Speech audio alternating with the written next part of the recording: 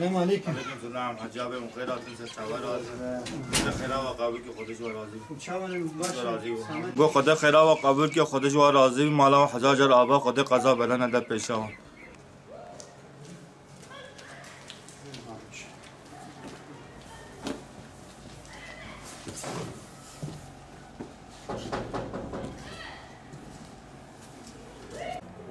چاول نبی باشه سلامت ان شاء الله. شغل میلادی مبارک و ان شاء الله.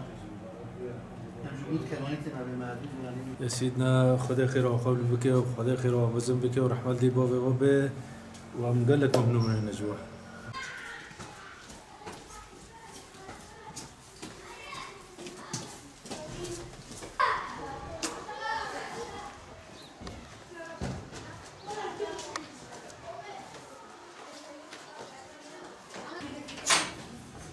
الله رجاء بخير.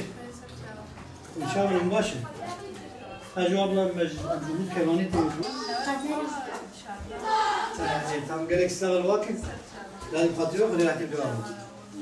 Bugün mübarek günlerden Miraç Kandili, tüm İslam ümmetinin Miraç Kandilini tebrik eder, hayırlara vesile olmasını diliyoruz.